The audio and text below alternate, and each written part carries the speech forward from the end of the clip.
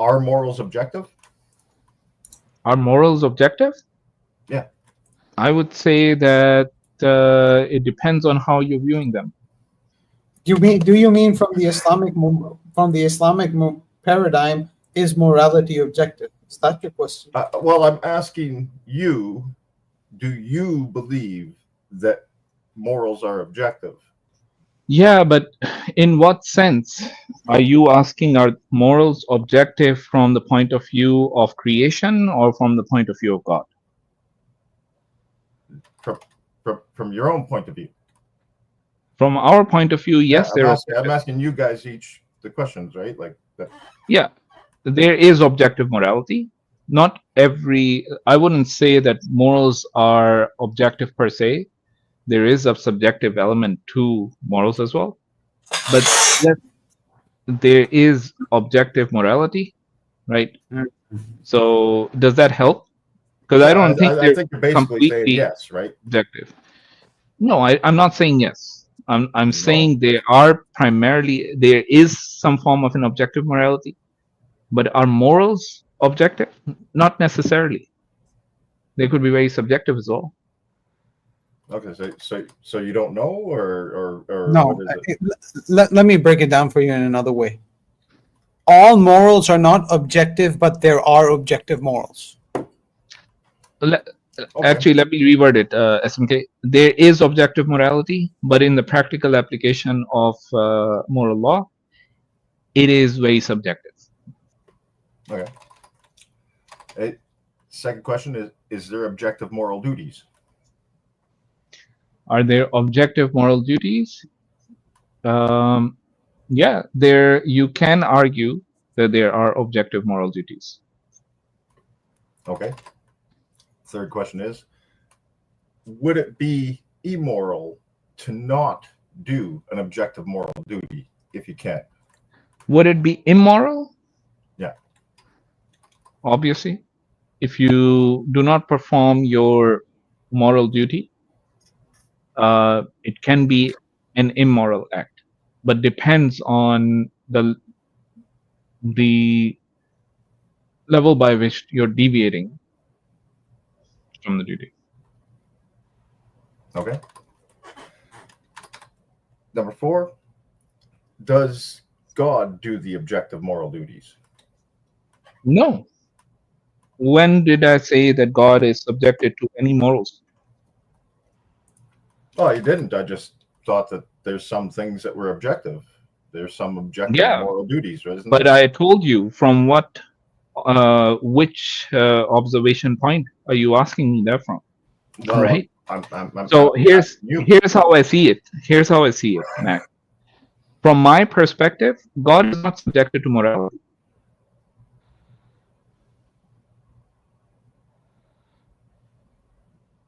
Okay, well, I mean, if he's not subject to morality, then I don't know how you'd be able to say that this is an objective moral thing.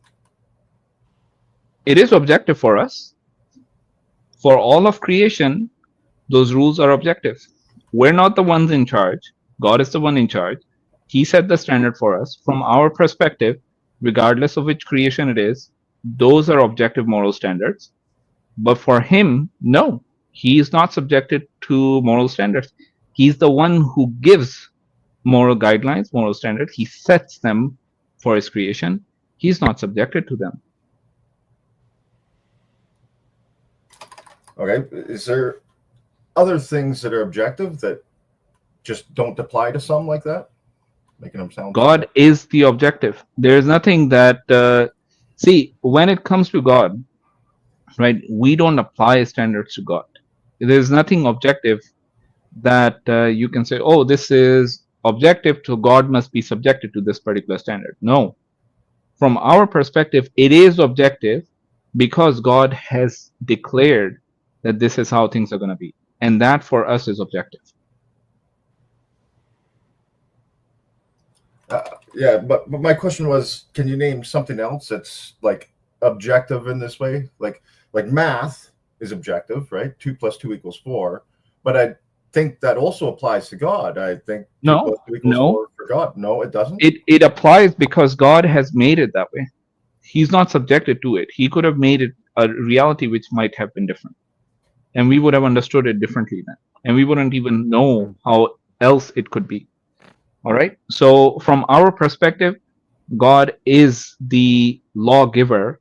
He's not subjective to those laws unless he actually imposes a law upon himself, which he does so in the Islamic theology. We do understand that he's basically said that his mercy exceeds his wrath, right? So he's subjective himself to that particular law, right? So there's another place where he's known to have, where the Prophet peace be upon him taught us that he's made injustice haram upon himself, that he would not do injustice to any existence. He's capable of doing injustice, but he made it so that he wouldn't do it.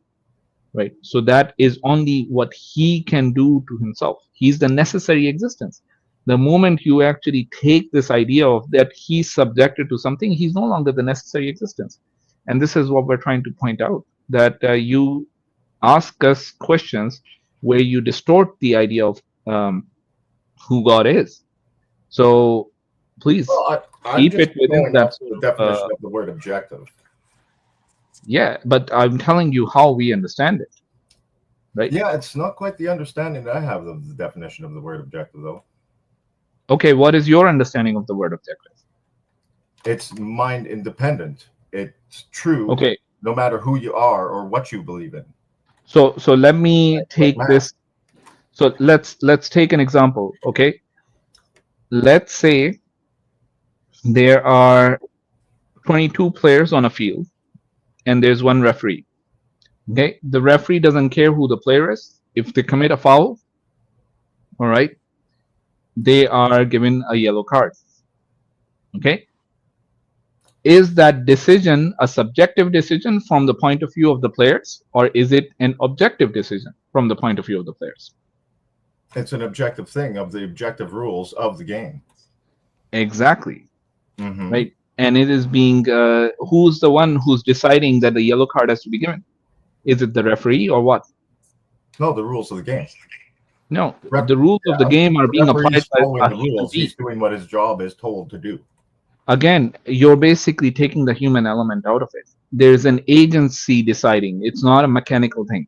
Okay, you're basically turning an agent into a mechanical process. That's not how things happen. Question: does referee make the laws? The referee does not make the law, but he does impose. Do they make the rules of soccer? No, the rules have not been made, but they have been imposed by an agent. All right, when they're being imposed by an agent, it is subjected. It is subjective to the referees. The cop doesn't make the law. The law is made by. Mac, you're misunderstanding this, right? When a yellow card is given, there is a subjective element to it. It is because the referee decided that a yellow card would be given. All right. If the referee decides not to give a yellow card on a foul, he can do that. The law is there. But is that decision still objective or not? From the point of view of the players, it is. It's not subjective. It is still objective. From the point of view of the referee, it is a subjective decision. And it's completely subjective regardless of whether he gives or doesn't give, whether he applies or doesn't apply. Right? So you got to be a bit more nuanced in your approach to this. Well, I like you took something, the morals, which is something that applies, I think, to everybody. I would include God in this, right? When I say morals are objective, I don't just say only for humans, right? I include everything. But okay, and you turn it into like, well, in this particular game where the referee is doing his job, right? And I agree, like it's like the rules of chess. The rules of chess are objective. If you want to play classical chess, you got to play classical chess by the rules of classical chess. Mm-hmm. So but let's actually play your game. Anybody who plays chess, right?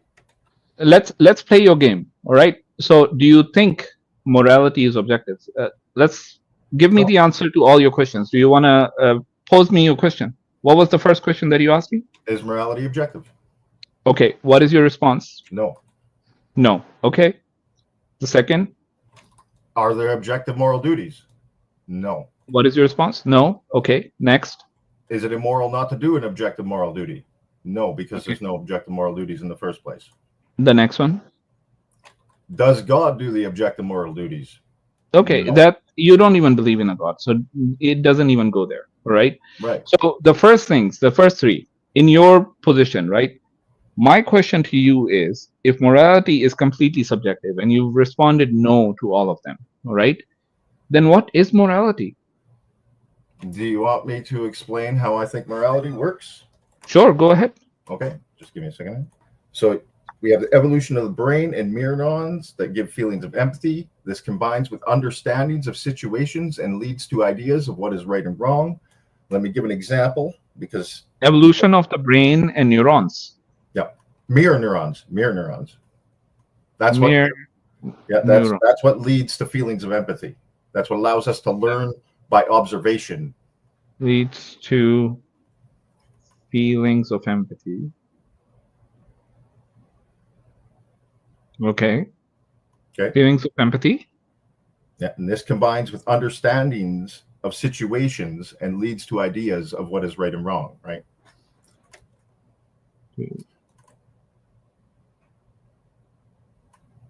Now the problem is that just Well, I haven't simple- quite finished yet. It's really when I get to the example that I make this understood. but your first premise is incorrect. Mirror neurons have to do with specific motor acts. Let him finish up, SNK. If you actually look Let's into it, move mirror forward. neurons are one of the lead things that people think leads to empathy. No, they think leads to it, but the only thing that they have been conclusively linked to is specific motor acts. You're presenting hypothesis. How do you spell? I agree. It's a hypothesis. This is my opinion of how I think morals work. That's what the question that I'm Why answering. should we take your opinion? Oh, why should I take yours? No, I thought you we're- asked me a we're question. Do you want to know my answer or not? No, we are going to, but Okay. I'm just asking why we should take your opinion. Because if your opinion is coming from somewhere, from an authority, Well, I would How about understand. this? How about this? Listen to it and see if it sounds reasonable to you. Brother, That's brother, why. That's how you accept some. what Sure, let's somebody's go saying, ahead. Let's go ahead. I'll let you finish up with your example. Please go ahead. Okay. So, an example, like when I burn myself, I feel pain from that. I observe that when others burn themselves, it seems like they feel that pain as well. When someone I love dies, I feel pain and sorrow. It seems like other people, when they have people that they love die, they feel the same thing, right? And it comes down to this learning from these situations that gives us the ideas of, okay, that's not a good thing. That is a bad thing. There's a lot of social contracts that people are doing unconsciously that lead to what our morality is. This is why slavery, while long ago was seen as acceptable, is not anymore today. This is why if we had a machine that could just produce meat at the push of a button, perfect little meat steaks, we probably would see it as immoral to kill animals to eat them afterwards, because there's no reason to kill the animal. Morals adapt to the environment like this. completely. I mean, this is why I stopped you at the first premise. You're building it on a hypothesis on mirror neurons, which have specifically to do with specific motor acts, and you're making a presumption based upon a reaction to motor acts, and you're equating physical reactions to morality. Your entire Do you feel empathy when you see a moral situation happen? Sorry, I don't even have to. I don't have to see it happen, and I can feel empathy. Okay, so there is empathy. So even if I'm wrong about the mirror neurons, there is empathy involved in this, right? That's neither here nor there. Oh, does empathy have something to do with morality? Does empathy have something to do with morality? Yes. Sure. Okay. So do you understand? Again, you based it. Listen, you based it on a neural function. I'm saying you're basing it on a neural function is completely wrong. Well, dude, That's a presupposition. and it hasn't been proven yet, right? That's all you really have, No, right? You're making a link, Yeah, a okay. very, I'm very making a bad link link, in and my you're saying, opinion of how I hey, think this works. hold on. Yes. Okay, so that's your presupposition. Now the question I want to ask you is, fine, that's your idea, I reject it. Now you need to tell me why morals apply to God. No. Don't even go to God. I don't think morals apply to God. We reject that notion completely. Right? I reject it. I want to know why Yeah. you think morals apply to God. Well, No, because we once you don't say need to go morals there. are objective, We don't even need to go God. there. SMK, we don't even need to go there. The reason why I'm basically questioning it, right? His approach. Number one, what's the standard? Where are you getting this from? Is there an authority that actually brought it? Because remember this, when it comes to morality, Mac, just so you understand where I'm coming from, when it comes to morality, unless it is subscribed to by a majority or by a significant group of people, I consider it as worthless, right? No matter what your opinion is, that this is what moral standards should be or whatever it is, right? It's not a moral standard whatsoever, okay? Because it needs to be subscribed to. There needs to be some form of an authority that can take this and actually create something worth it, like and that authority doesn't necessarily have to be an individual. It could be a social construct. It could be the majority of people having this social norm, that if somebody goes against that morality, that is then seen as that this is something wrong. Now the problem with how you've described it is that it's so generic. It is so generic that every moral standard fits within it, right? No matter if it is a Hindu standard or a Christian standard, a Muslim standard, an atheist standard, everything fits in there. I want to understand, what do you follow and where are you getting those moral standards from, right? So that's what I'm interested in, because this is a very generic example, right? Which does not necessarily tell us where it's coming from. It does show us the mechanics of how it works in humans. It did tell you where it came from, though. No, it doesn't. Really? You're saying it's Learned from evolution of the brain. But evolution is not from the people, from the social contracts. When I feel pain, I could tell others feel pain. There's a learning here, right? Okay, tell me how morality has evolved over time, right? And how that is actually conducive to human civilization, because moral standards more or less are pretty much the same, right? Do not kill unless it is for a life for a life, pretty much. That's the moral standard that most people understand, right? You go against that, you can enforce something against it, where a family member of yours has been killed, right? The family still grieves, right? And you catch the criminal lives today. The criminal lives maybe in a prison cell, and they get paid for by the government. They get paid for by your own tax dollars. The family whose family member got killed is paying for the life of that criminal now, right? How is the family ever going to feel justified in whatever standard you're setting up? Now the old adage, life for a life, right? Tooth for a tooth, eye for an eye, right? That is an adage of justice. Okay. Now my question to you is, if I'm going to move away from this particular standard, what is it that I need to be able to move away from this? Okay, I have my own understanding of where and how moral standards can change or can be different, but I want to understand from you where you're getting yours from. Yeah, like what's going to change your moral standard? What you're going to use for a moral standard is the understanding that you're getting from your environment around you. Okay, so basically, the more knowledge you have, can I sort of Well, condense it down to the idea that the more knowledge, the more data you have, the more knowledge you have of something, the better standard you can come up with. Is that true? yeah, I would say understanding instead of knowledge. You can know things and not really understand them and not be applying them right. Understanding is really the key.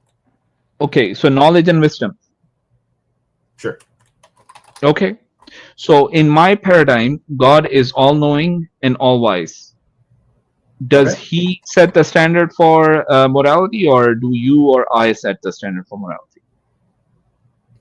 From my perspective, no, it's not him. No, not from your perspective. I'm But asking from my perspective. From your perspective, yes, God is the Okay, standard of so morality.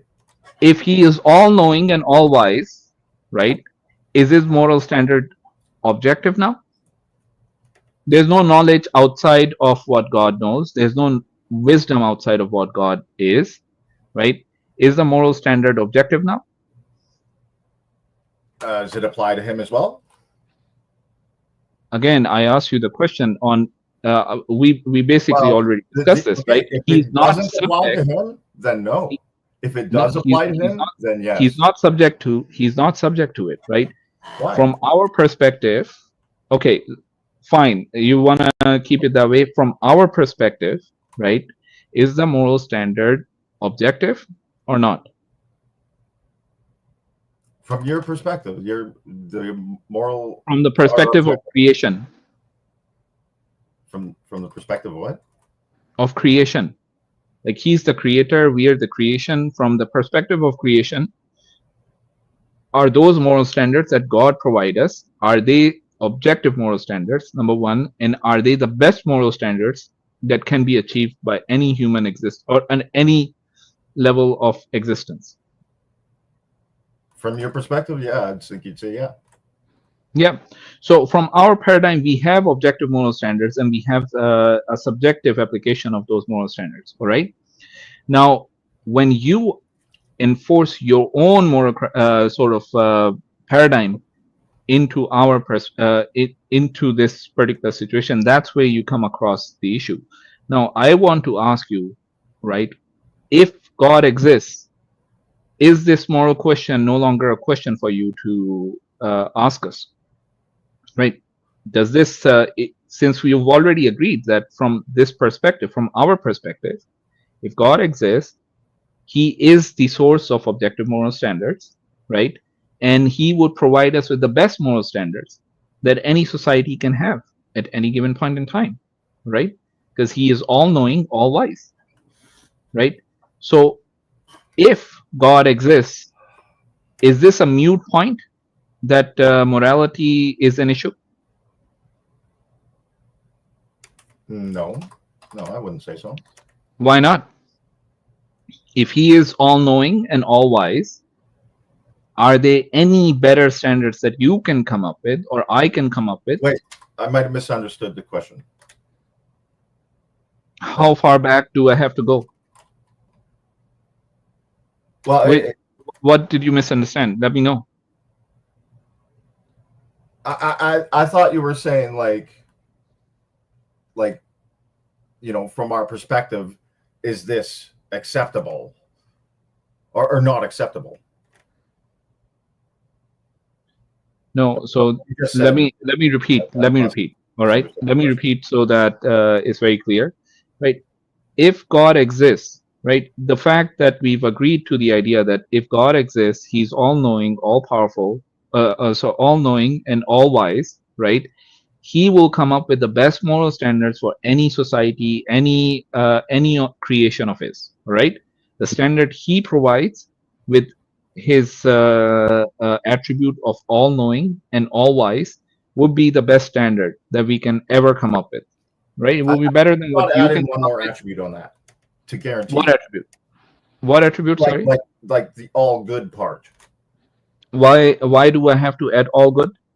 Because he could be evil and he could be all knowing, and he could just be doing bad things. Like the good part makes sure that he's doing the moral. Again, when you say all good, you're already passing judgment on God that he is subjected to morality. All right. So whatever he does is good, right? From our perspective, it's a very different thing. We understand God from the perspective from how the Quran actually teaches us, not from how not my whims, not SMK's idea, or not DeAndre's, right? If the Quran says this is how he is, that's how he is, right? So he's not subjected to anything. He's self-sufficient. He's everything else is subject to him. The all good part, he's all good because he's the source of goodness, right? So if he, Is one of the 99 names all loving? yes, it is, right? So how am I wrong in saying that he's all loving? No, you said good. Okay, well, change it to loving.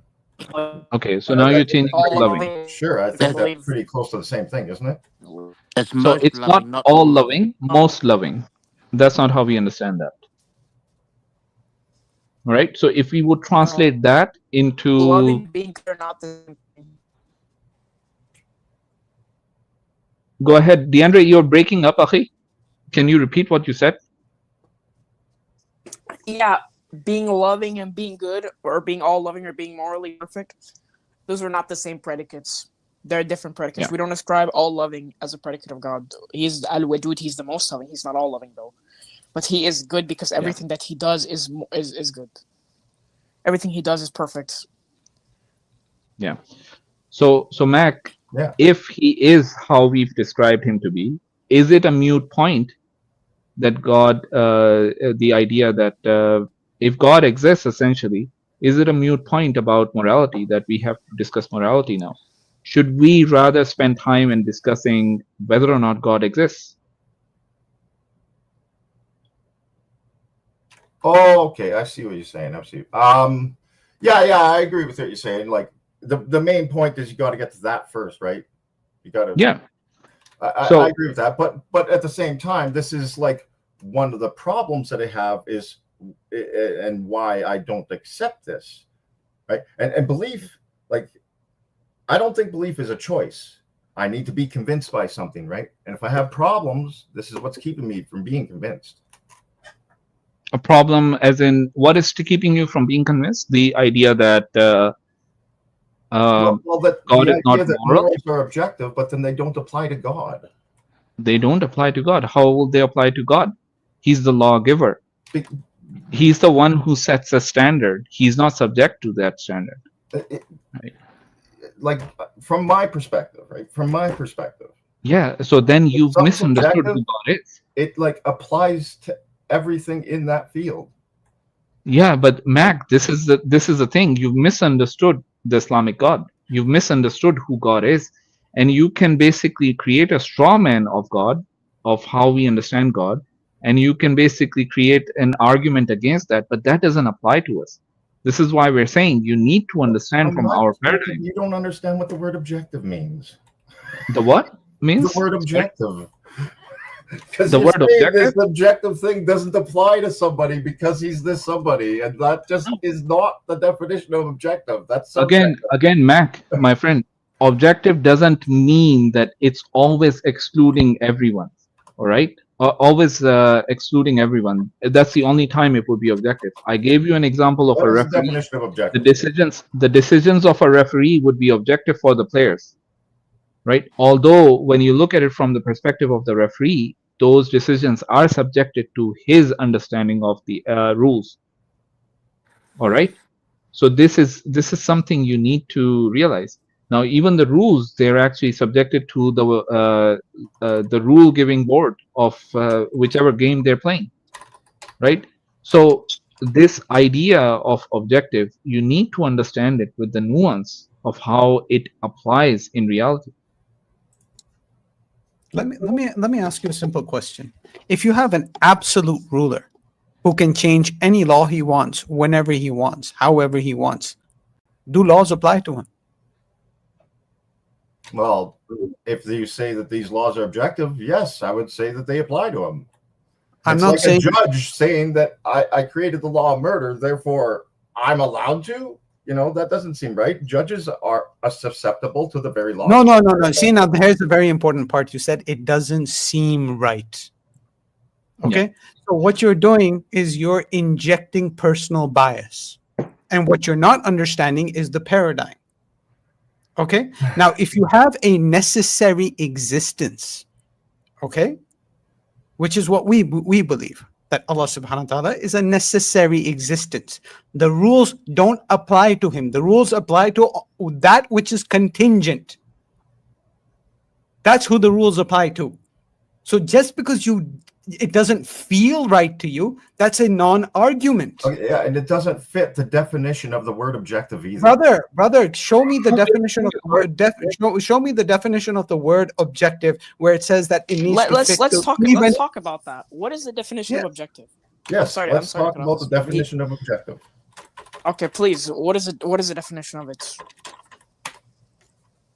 It's not influenced by personal feelings or opinions when in considering and representing facts. Okay, And so it is Like, mind you know how math, independent, correct? mind Yeah, I know. independent, right? Yes. I know math, logic, all that stuff. Yes, it's mind independent, correct? Yes. Okay, so what is the contention? What's wrong with the argument that the brothers have been presenting? It fits with the definition of objective. If it's an objective moral duty to save a drowning person, if you can, with no risk to yourself, I think that applies to God as well. What's the argument for that? Because that is what the definition of objective means. That is, oh my God, are you like a little bit on the slower side? That is contentious. Really? Are you going to start with personal insults now? Okay, Brother, first of all, you've been condescending. You've been condescending to my brothers. Because so I'm going to tell you right. No. I don't care about your reason. I don't care about your reason. Okay. No, I don't care about. You've been condescending. Yeah, good. Well, whose live are you on? That's right. So, objective. Okay, when you try to make this argument, when you try to say P1, it is objective. That's certain, or there are certain objective moral duties, and you say P2, God doesn't do these duties, therefore God is under objective morality. That is not going to make any sense. What is the argument to suggest? What's wrong with that syllogism? Yeah, I'm going to tell you, because it does not follow. Because to argue that God is under the objective morality, this is what is contentious. You have to argue that. So can you argue it? Yeah. Objective morality. The definition of objective morality is the belief that moral truths exist independently of individuals or cultural beliefs. It suggests that certain actions are inherently right or wrong, regardless of what anybody thinks or feels. In essence, objective morality posits the existence of moral facts similar to other objective facts in the world, like scientific truths, like maths, like 2 + 2 = 4 applies to everybody. It's not just a human thing. Aliens will work for them too. It applies to God as well. Because it's objective. Okay, this is why. Am I wrong? Mac, this is why I actually explained to you our concept of God, right? If you want to come and discuss with us this particular matter, right, you need to understand our concept of God, and we actually gave you a very clear definition of how we understand objective, right? It may not align with your understanding of objective. That's why I was very careful in defining it. That objective is something that God has decided. It is, just like I gave you an example to illustrate this clearly, that for us, from the perspective of the individual players, the decision is still objective, even though it may be subjective to the referee. All right? From our perspective, objective morality is the standard that God has designated to us. All right? And there's another problem. There's another problem. The way you define how morality works for you, you're talking about empathy and feelings, and so then you're presupposing that God has feelings. Only by God having feelings would morality apply to him. So again, you're making presupposition upon presupposition when we're telling you none of this applies to God. Is love a feeling? Absolutely. Does God love? No, in the sense that we don't know. Oh, wait. What? Again, love was a feeling, but God loves, but he doesn't feel? What? No, the definition that you have is it's the evolution of the brain and mirror neuron that leads to feeling of empathy. Your definition is based on the idea You of missed the key part, the understanding. that combines to understanding and leads to ideas of what's right and wrong. All right. So all of these do not apply to God. Number one, it's not about the brain. It's not about the mirror neuron. I keep saying this. These are The naturalistic. reason I applied it to God is because of the definition of the word objective. You said the definition of the word objective is what God defines, but that's not what I see in the dictionary. I did not say the definition of the word objective is what God defines. This isn't just what it is. I basically explained that for me, the definition here is basically, it means what God has defined is objective, because He is all knowing and all wise. From our perspective, whatever He gives us is objective. That's how it is. That's how we understand it. Now, if you want to go ahead and strawman our position of God and try to impose a definition which is different from how we've explained it to you, we don't have the words in the English language to explain to you the best way how this is to be understood. So we're using the the nearest approximation of words. All right. So I would recommend. He's gone. This is the thing. Like, when it comes to this, objective morality means that it is like, what is it? It is under, or God is under it. That's just not gonna follow. It's just not gonna follow. Yeah.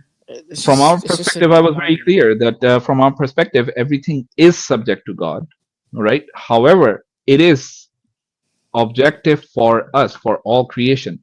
Now, if you're saying that this does not follow the definition of objective, I don't care. I've given you the definition. Either work with it or be on your way. So this is what it is. Try to understand it, because I'm not being dishonest with you. I've given you the clearest, most the nearest approximation of the terms that can be used in English to explain our understanding.